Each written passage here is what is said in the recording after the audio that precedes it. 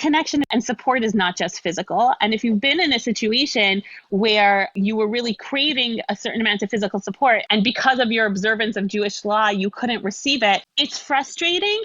And it doesn't mean that there was no connection between you, that you experienced this alone, that you weren't supported in your labor and delivery. So I think that sometimes we need to broaden our definition of what support and affection and connection actually mean and how they can be expressed.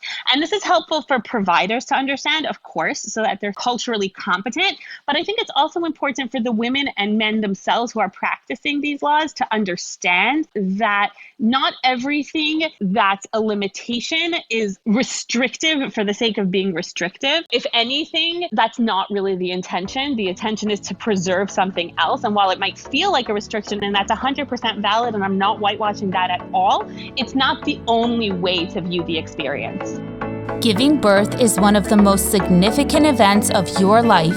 Sadly, the joy that you should feel can often be replaced with anxiety and helplessness instead. As a labor and delivery nurse, I'm revealing insider information to educate you, reassure you, and decrease your fear. In this podcast, you'll hear empowering birth stories and experts weigh in on a range of topics. Being Jewish also has me exploring Judaism's influence on the reproductive experience. However, I speak to anyone wishing to navigate their journey with more joy and confidence. I'm your host, Chani Fingerer, and you're listening to the Happy Birthway Podcast. It takes time and practice to master the skill of the newborn swaddle. So here's my hack. Go to elliesandco.com. Among their full line of gorgeous, high-quality baby bedding and layette sets, you will find adjustable swaddle blankets that take out all the guesswork. With a pocket for baby's legs and adjustable wings with secure closures, your baby's swaddle will be perfect every time. Go to elliesandco.com. That's ELYSANDCO.com and enter BW10 for 10% off your purchase. Link in the episode show notes. The Jewish weekly day of rest, Shabbos, is so precious and sacred. However, many women find it challenging to refrain from applying makeup on this festive day, and some are even hesitant to leave the house. Enter Seventh Day Shine, a revolutionary skincare and makeup line that can be applied on Shabbos while keeping halacha. Their foundation, blush, bronzer, eyeshadow, and eyeliner and lip powders come in a huge array of colors, and their application brushes are so luxurious. My favorite product is Luminosity, an intensely hydrating and refreshingly scented serum that's especially formulated for permissible application on Shabbos. Check out their full line on seventhDayShine.com. That's the number 7 DAYSHINE.com and enter Birthway10 for 10% off your purchase. Find the link in the episode show notes. Welcome to another episode of the Happy Birthway Podcast. Today, I am so excited to be interviewing Shevi Samet. Shevi teaches because she can't stop learning. An educator for 15 years and a student for even longer, Shevi is a high school teacher and Jewish bridal educator, also known as a kala teacher, and relationship mentor. Her style is very much reflective of her personality and her understanding of young women, both in and out of the classroom. It is energetic and engaging and focuses on text-based concepts that explore fundamental topics specifically as they relate to relationships and women in Judaism. True to her essence, she runs the It's a Learning Life Instagram account, a space which provides Jewish women with access to thought-provoking Torah ideas, knowledge, and inspiration. After years of New York living, she struggles to maintain her Canadian accent. However, the reputable warmth and sincerity of her hometown have remained with her. Welcome, Shevi. Thank you so much for having me. I am so honored to have you. This interview has been very long in coming, and my efforts of harassing you have finally paid off. So I'm really excited for you to be here. And the crazy thing is that like we have just too many things to talk about. So firstly, even if you struggle to maintain your Canadian accent, you still have maintained your Canadian driving abilities, at least because you advised me. Thank you. You advised me very helpfully with navigating the snow while I drive to the hospital. So like I gained mad skills from Look, you. what can I say? Yeah, we're like, I'm just a helper, you know? I'm just a helper in that way. I just want to tell our audience how I discovered you. I was actually following you through my personal account, probably close to... You were? Yeah, probably close to the beginning. I didn't know this. One second. I don't know this story. I thought I discovered you. So here's the thing. I started following you pretty much when you started, somewhere in the beginning. And oh my goodness. it was such a refreshing take. I don't know if you started like, what was it, 2018, 2019? And I think that when you started, you were really kind of unique in what your account stood for. There is still a lot of consumerism, commercialism on social media. And when I found your account, I was just so glad and inspired to find it and to just get those little tidbits as I was scrolling through all of the fashion stuff. Thank you. Yeah, it was absolutely incredible. I don't think I'd really seen any accounts like yours when you started. And I guess you're an influencer because you perhaps influenced many other people to start inspirational accounts like that, mental health accounts. I mean, do you agree with me? I'm so flabbergasted right now. I don't even know how to respond. I mean, look, I can't really say like I don't know. I feel like I personally noticed something lacking in my own like scrolling or presence on the platform. I think there definitely were people who had like elements of what I tried to do, even if it wasn't entirely what their account was about. And I definitely see that there's been a trend in that direction, either for people opening accounts that are really focused on like Torah thoughts and ideas and, you know, just in general personal well-being. I can't take credit for any of it, but I'm super happy to see it. I love that there has been an expansion of the platform and people using it for that purpose. Like, I think it's great. The more, the merrier. I don't even care who started it. It's great that it exists. I agree. It's definitely, like you said, an expansion. It's just an extra dimension to social media and what we can use it for. At that point, I don't think you were showing a face. So I thought you were this like wise 65-year-old woman. And, oh my goodness, that's hilarious. Yeah. I thought originally that the account would be anonymous. Isn't that hilarious? I was like, oh, it'll just be anonymous. No one has to know that it's me. Yeah, no, I'm not gonna lie. I thought the same for myself. I was like, right. And I actually probably used examples like you of like, yeah, I'm just gonna put down nice little tidbits of knowledge that I know, and people would just enjoy it. Right. But the crazy thing is Instagram likes people's faces. Like you'll get more exposure. Yes. So whatevs. And even just in terms of the connection, like I think people can connect to your ideas. And of course, that's important. And I think that your ideas do need to be able to stand on their own and to be independently assessed. Like, okay, is this an idea that I align with? But I mean, there's no education without connection. And if people aren't connecting to you, it's going to be a lot harder for them to connect to just your information and to what you're putting out there. I mean, I see that even in the classroom. It's not exclusive to Instagram, right? Your favorite teacher, right? Mm-hmm. Like in high school was also probably the teacher that you liked the most. Mm-hmm. Yeah, definitely. Because if you feel personally connected to her, then you're probably going to like her class, even if, you know, maybe that wasn't your favorite subject objectively, but because it was being given over by somebody who you liked and you connected with, you're like, oh, all of a sudden, who knew? I love Navi. It's true. The face and the voice, I think, is very crucial in building trust. And this is why I actually started a podcast, because it's a different kind of platform where people can listen to your voice repeatedly and to the things you have to say. And just even a voice kind of gives an added dimension than just reading little squares. So definitely. You know for what's sure. so interesting though, Connie? When people like did kind of get to know me, and I'm not really on my feed much, like I don't post pictures of myself, but in stories, definitely, like I'll speak into stories with my face. And it's so interesting how people were like, you know, if they'll be new to my page and I haven't been on in a little while, and then they'll see me in my first story, they're like, oh, I'm so happy to see you because now I know that you are, and they'll make a certain assumption about me based on my appearance. Like, oh, it's so gratifying to see that you are a member of this sub community, or you're clearly somebody who adheres to this standard of Jewish practice. And it's amazing how my appearance is somehow like some sort of chameleon, like everyone thinks I belong to them. It's a little hilarious, but also, okay, I don't mind. If that helps you connect to me and connect to the content, sure, make whatever assumptions you want.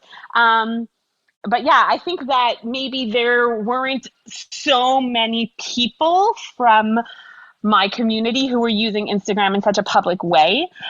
So people definitely felt a little bit safer when they were able to see me and in some way connect to what they assumed to be my level of practice or community or whatever it is. Oh, yes, agreed. Like I told you, I thought you were a 65-year-old woman. And then I think the first time I discovered your face, I don't know how recently you started, talking more personally and putting your face on or whatnot. I did connect more because I was like, oh, wow, this is someone who's in my age group.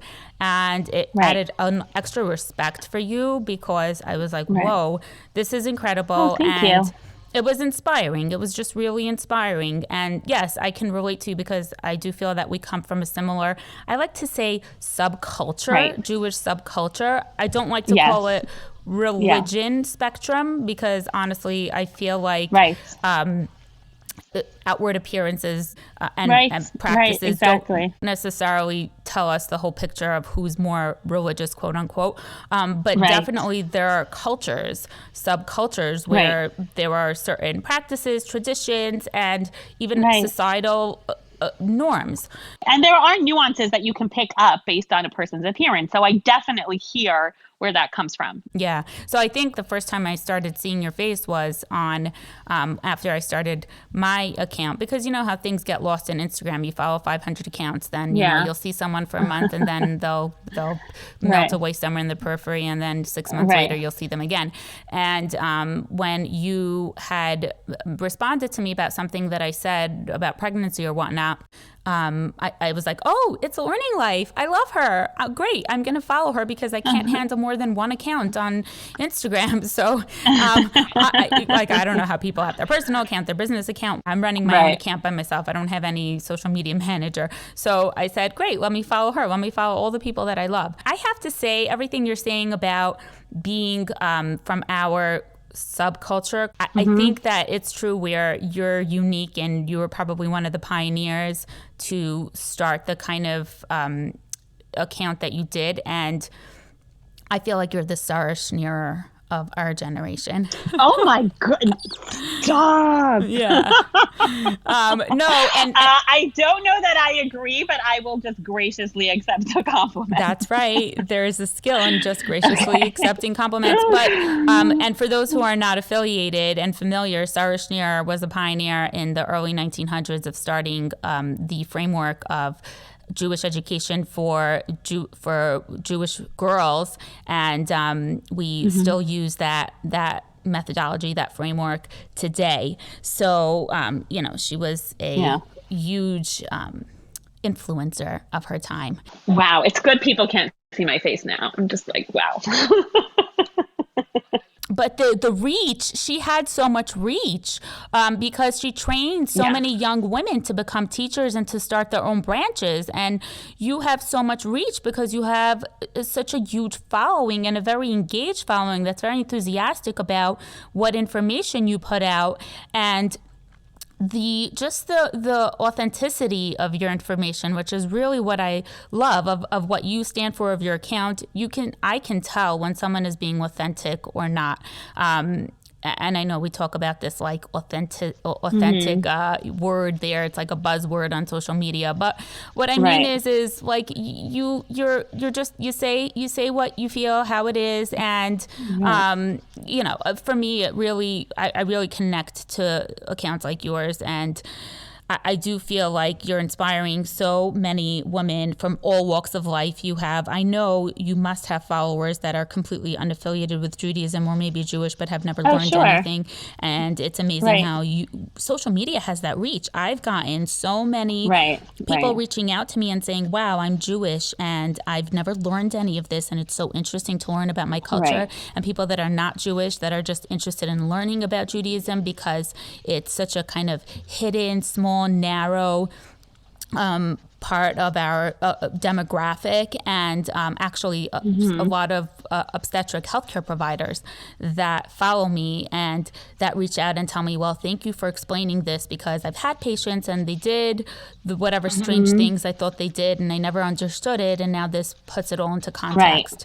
So Right, and right, this yeah, and there are things that can really very easily be misunderstood because if you're looking at something through the lens of your own understanding, right, or your own kind of like cultural perspective, which we all do, even if we try and expand our perspective, like of course it's natural to interpret things based on your understanding. So there can definitely be things in Jewish practice that if you don't have a context for them seem strange.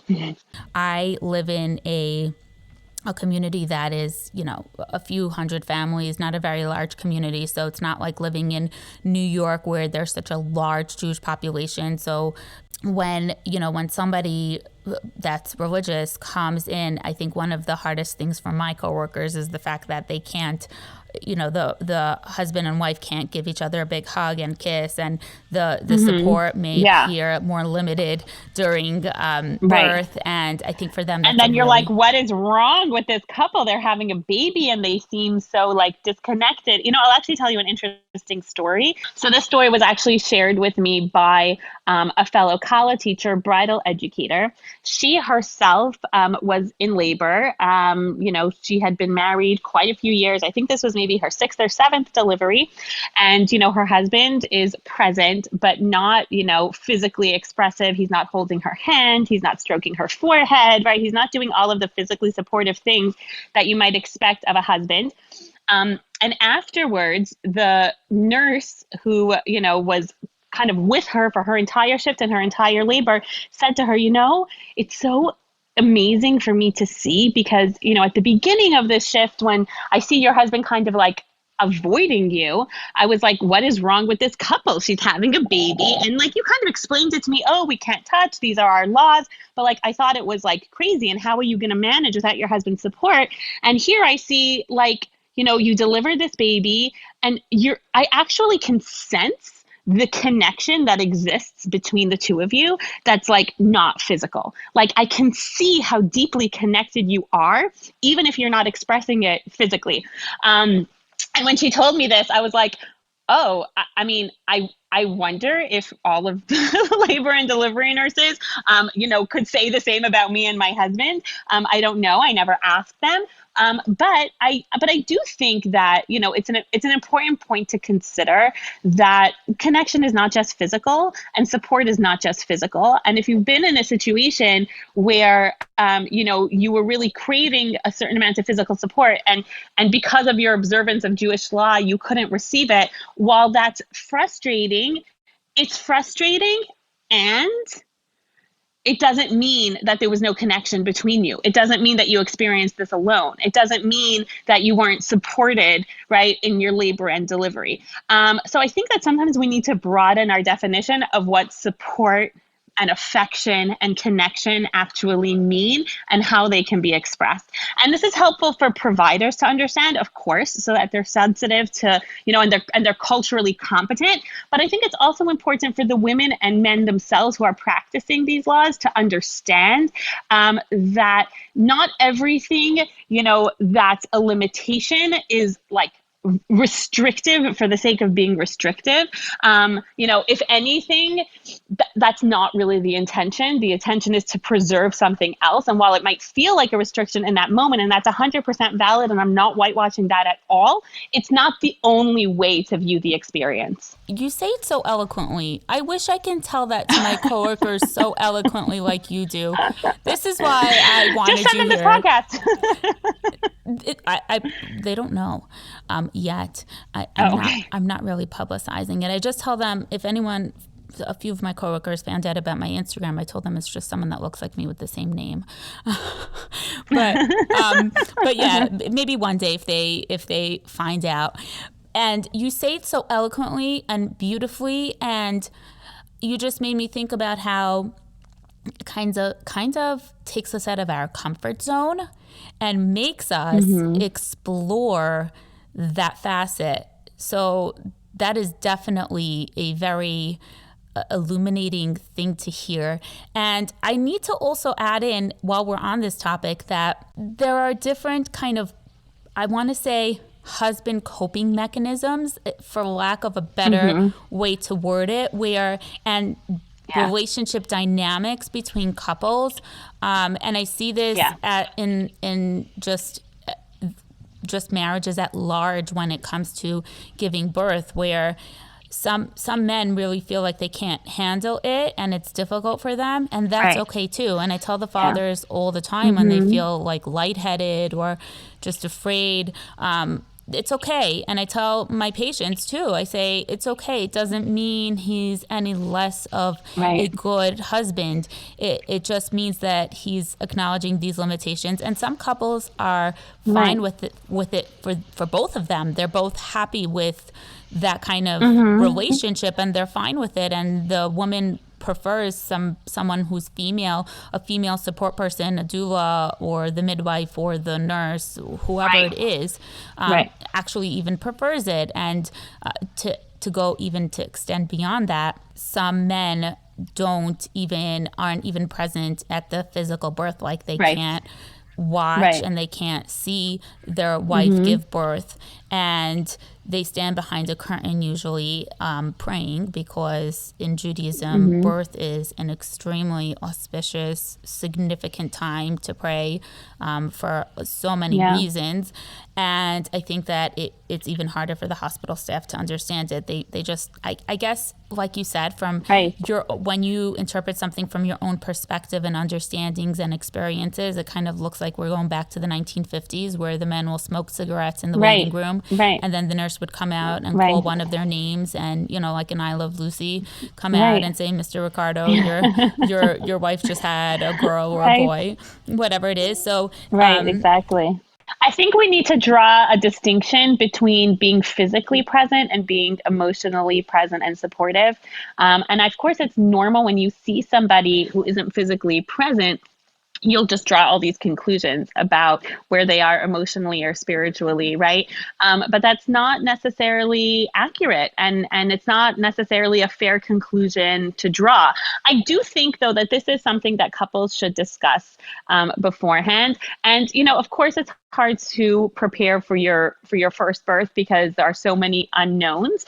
But I think it is, I think it is a good idea for couples to kind of consider, okay, knowing what we know about how things are going to be different. Once I'm at a certain stage in labor, you can no longer touch me, right? And at a certain point, you might not, even if that's your custom, be able to be physically present. There are certain things that you can't, witness and watch.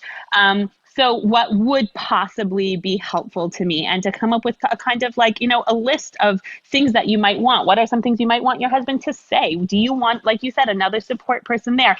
And that support person, by the way, is not replacing your husband, right? Agreed. Like, it's not like, oh, if I can't have my husband, okay, fine, I'll have a doula. No, they each serve their own role, in your labor story. This is, a couple welcoming a new child into their relationship and into their family. It's not something that's only happening to a woman, even if physically she is going, through the labor and delivery. So I think this is something that it's really important for couples to talk about these things. And especially if it isn't your first delivery and you maybe do have a sense of what would be helpful to you, communicate those things in advance, even just discuss, how does it feel for you? I remember the first time I asked my husband that, like, what's it like to watch me like go through this, and it was like, no one had ever asked him that before. Do we ever ask the fathers, like, what's it like to watch your wife experience this and not be able to touch her? We're so busy saying, oh, he can't do this for me, he can't do that for me, poor me. Did you ever ask him how it feels to not be able to express himself in that way? It's also very challenging, right? So to kind of have that openness and that conversation, I think can really mitigate a lot of the assumptions about how supported do I feel, how loved do I feel, how connected do I feel, right? Because otherwise we're just reacting and reacting and reacting when we really could be better prepared. Wow. This is why I wanted to have you here. I love that idea of we don't look at the husband's perspective.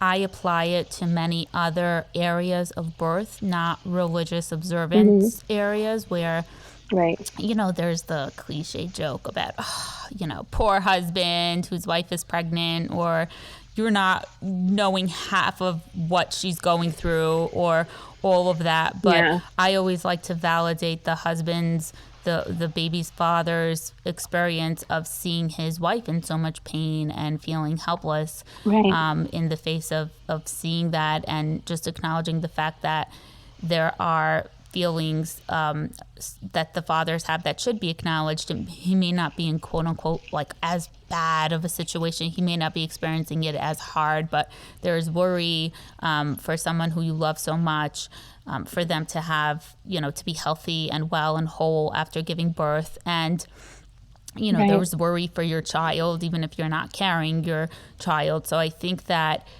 that's another amazing piece of the experience for somebody who is observant, Jewish observant, and observing the laws of family purity. And I just actually want to backtrack because I have discussed this on previous podcasts, but for anyone who hasn't listened to them and is not familiar with Judaism's laws, in what we call the family purity laws or Taharas Hamishpacha laws, when a woman is bleeding, when her uterus is considered to be open, and this is in a nutshell, I'm just saying that there are restrictions of physical contact between a husband and his wife, definitely sexual relations, but also hugging and kissing and some other restrictions in order not to lead to that activity. So this applies during birth when a woman her uterus is, open, and she's definitely having some bleeding, whatnot, and postpartum for sure. Can I interject, Tani? Yeah. It's not the topic of this podcast. I just want to insert in the context of what you're saying, and it's definitely a conversation to be had maybe at a different time. Not all of the restrictions are for the purpose of avoiding a further restriction. I think that's a big misconception around some of the laws of family purity in terms of, physical touch. So I just want to put that out there, that because that could obviously lead to a very understandable question of, well, when a woman is in labor, nothing sexual is happening. Intercourse is not really possible, so why, so how could you say that you're trying to avoid something that isn't really possible here? So it is more nuanced than that and more emotional than that. And, I just want to mention. Wow. Again, this is why I wanted to have you here. And these laws also relate to the life cycle of where after birth, there's no room for sex right now. And we know this scientifically. I tell all of my patients upon discharge, nothing in the vagina for 4 to 6 weeks, no sex. And this is a time, a phase where a woman is focusing on her healing after the birth and focusing on all of the demanding needs of having a newborn, and just the family focusing on that. And it's healing not only physically but also emotionally.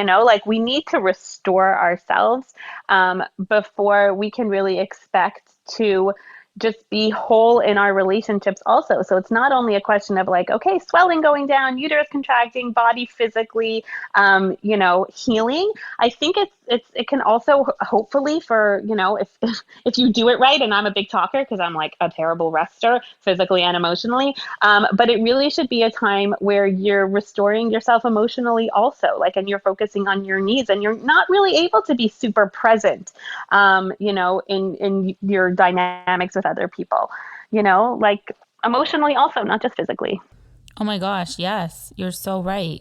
And that makes me think of so many women who tell me that even when they are technically ready to go to mikvah, which is the ritual, spiritual bath that takes a woman out of her niddah status where there's no physical contact between her and her husband, they feel unready to enter that area, and they actually want to push it off. So that's Right. really interesting. You want to hear something funny? When I was in nursing school, which is super intense, I had 3 kids already, and like life was just really hectic. And I used to daven, I used to pray that I got my period during finals or midterms.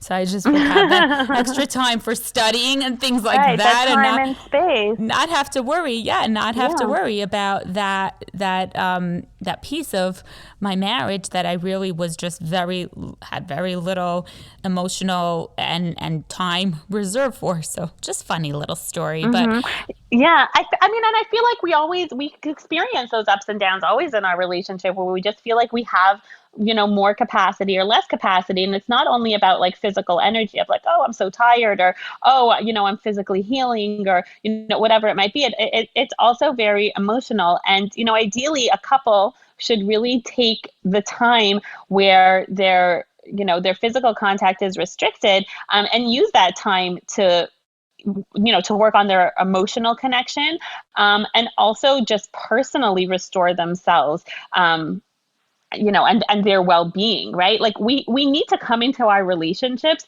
as whole as possible. It's not like I'm half and my spouse is half and together we make a whole. If I'm whole, right, and he's whole, then together we're a compound. I always use the analogy of like, elements on the periodic table, one complete element and another complete element, and they bond and they create this compound, and it's something that's greater than just, 1 + 1, right? Yeah. It's like, it can be an entirely new creation, right? But if you have an element that's like, oh, I'm just like half an element, and as soon as I find the other half of my elements, like I'll be something, like, no, there's no such thing. Even compounds of the same thing, right? Like O2, right? It's still a complete element and a complete element. yeah.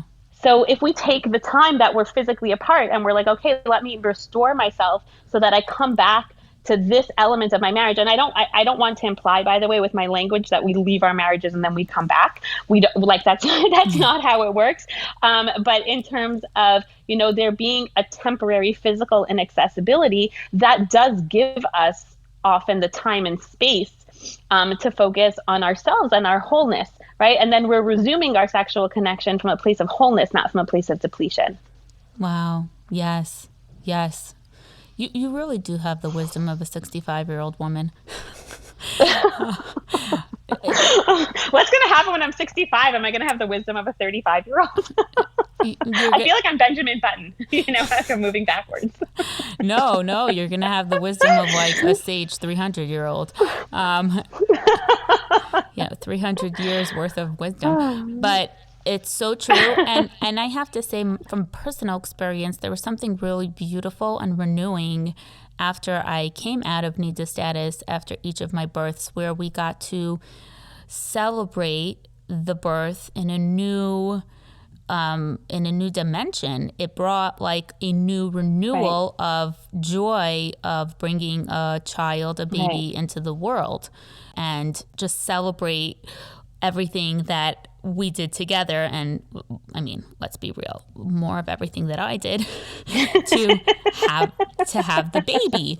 So there is something really beautiful about that. And I want to emphasize that we don't do all of these laws because of these reasons, but these are different elements that come forth when we do observe these laws. Yeah. And we don't know the exact reasons for these laws necessarily, but it definitely brings out this beauty, hard as it may be. Right. Yeah. I like to offer them as sort of like, different access points of connection, to this mitzvah. So, it's not like, oh, do this because there are so many women, and I can include myself in that at different times where, it's, no, I didn't actually feel that way, right? I was just frustrated. I was annoyed. I was bothered. I felt abandoned. I felt physically alone, right? These are all very valid emotions. So for somebody to come and say, oh, no, you shouldn't have felt that way. Didn't you know that this is actually supposed to restore your connection? You did it wrong.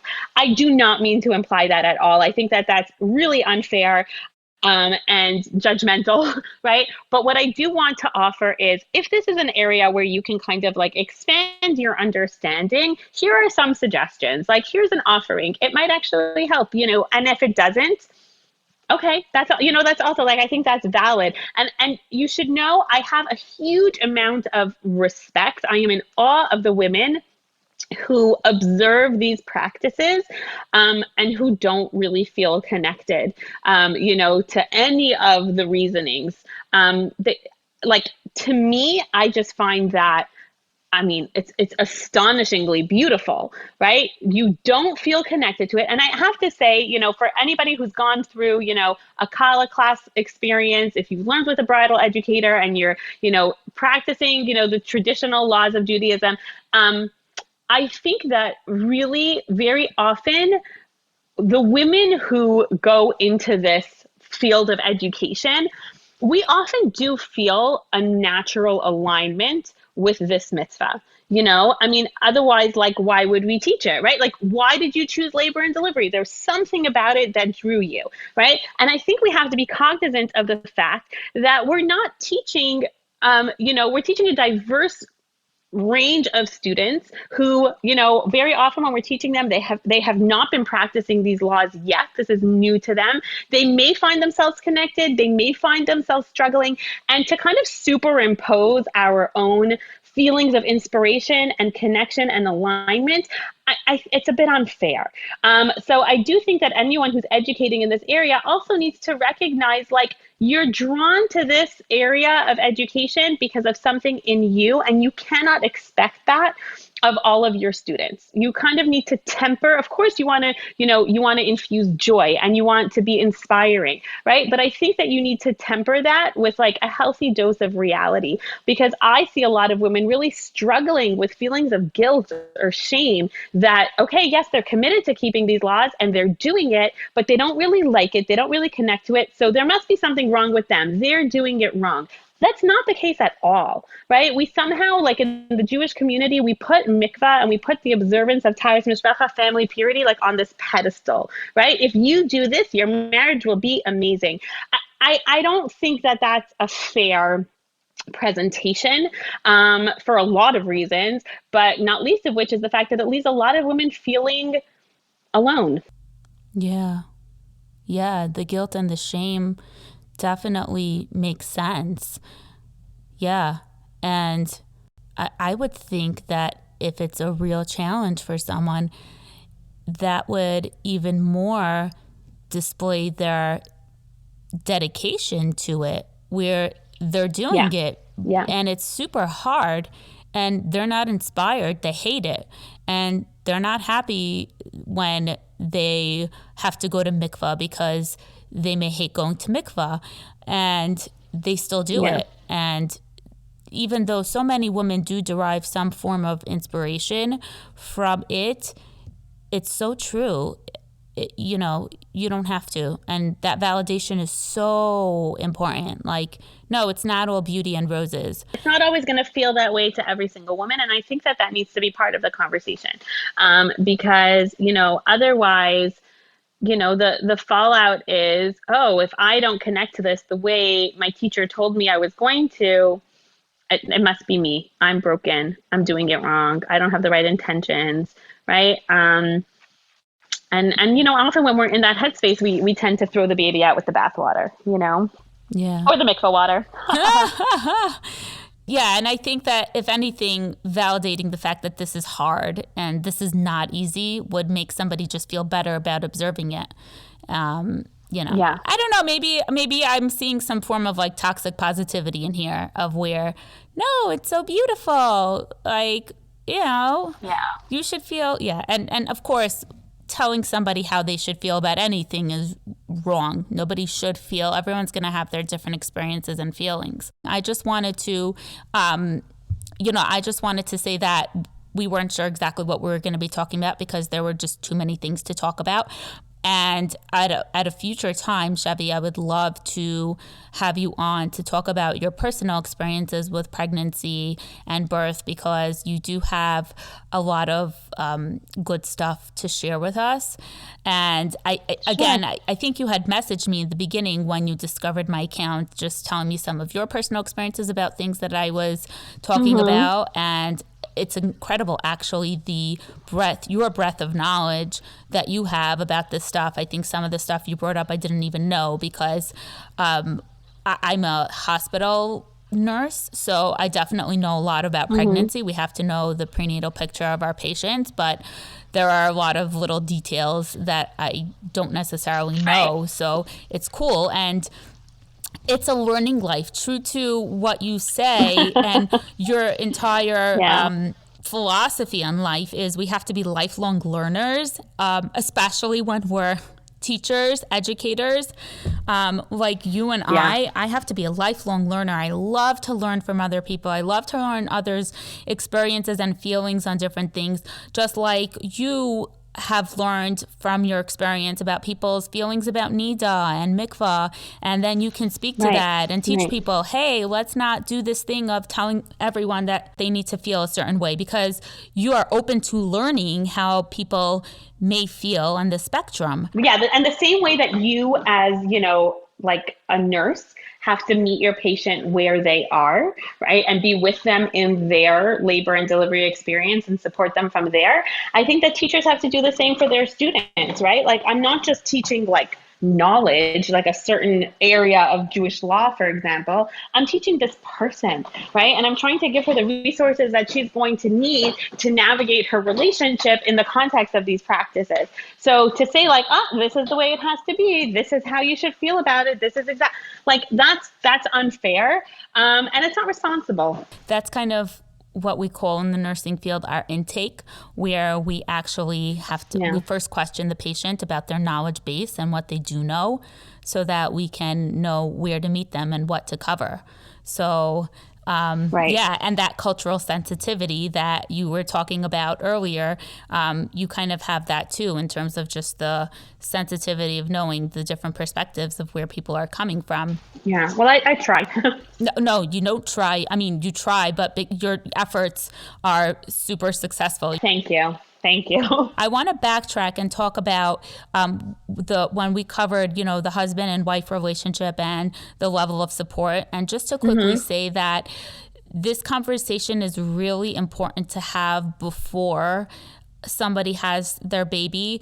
I've had so many people tell me about how they were dissatisfied with their spouse's level of support, and they had different coping mechanisms, both the spouse and the woman in labor. And I think it's really important for both of them to do that intake, to learn about each other's feelings, so that they can establish normal expectations. And if a woman feels like she wants a level of support that the husband acknowledges honestly, I'm so sorry, I'm too nervous, I don't know if I'll be able to give you that support, to put in other things in place, but I'll make every effort to save up money to provide you with a doula, even though I really wanted to spend it on a new car or whatever. And also, I think that having that conversation in advance also gives people the kind of permission that they need in the moment to be expressive. So like, for example, I remember before my first delivery, I actually did have labor support. It ended up not really like being exactly what I wanted or needed in the moment, but like, it's okay. We live and learn. I learned from my next experiences. And my husband and I had talked about it. And I'm trying to remember like the exact details. I think it was breathing. Breathing was very big. It still is, but like that was, I guess, like the bulk of kind of my labor preparation. And I had told my husband, like, okay, like you'll help me kind of like pace my breathing. And then actually in the moment, I was like, you need to stop doing that right now. You have to stop. Right. And it was like, okay, fine, no problem. I can stop. But the fact that we had the conversation beforehand and everybody knew that we only want to be there to help the other person in the way that works for them. But there was that safety to say that and to kind of change our minds and change our expectations because we had a conversation beforehand, not in the moment, right? When we were calm and, just able to, be collected in our thoughts. And I wasn't just being this like crazy I mean, maybe I was, but like, like in labor wife who's constantly changing her mind. Like it was okay. No problem. Now you do want this. Now you don't want this. Okay. Cause we talked about, you have the right to change your mind, you know? The flexibility. Oh, for sure. Because we all think that labor is going to go a certain way. And even if you've had more than one baby, you'll know that each labor goes a different way from the other one. Oh, yeah. So yeah, exactly. Maintaining that level of flexibility and knowing that you're not going to know how things are going to go. And I just think also it calms the husband down a lot of times to know that, just what the level of expectations are and to know that he communicated what he feels his capabilities are going to be. And, I am developing a childbirth education course. So that's going to be a part of it. We're just kind of conversation starters for a couple to have in order to determine what they can and cannot do, and actually real tools for the husband to know what he can implement that are easy. Like, don't be on your phone. Don't be texting anybody. Just don't be playing Candy Crush or whatever it is. Just be there. Just stay silent and sit next to me. Yeah, because a lot of people won't necessarily know how to even have those conversations before. Because it's like, well, we've never been in this situation before. So how do I know what's important to talk about? Like, especially before a first birth, that can be super, super important. Shevi, thank you so much. This was so great. Thank you for having me. I can't wait for you to come on and have more conversation. We can go on for hours. We should have like a 3-day conference, with 8 hours each day. Just you and I can chat. That sounds amazing. I look forward to having you again. And for anyone that would like to find you on Instagram, your Instagram handle is It's a Learning Life, ITSALEARNING. There's also going to be a link in the show notes for it. And is there any other way that they can reach you? I'm not going to put your personal phone number in my show notes, right? Preferably not. That's probably the best way. Or email sametchevi@gmail.com, SAMETSHEVI@gmail.com. Okay, and I'm going to put that in the show notes too.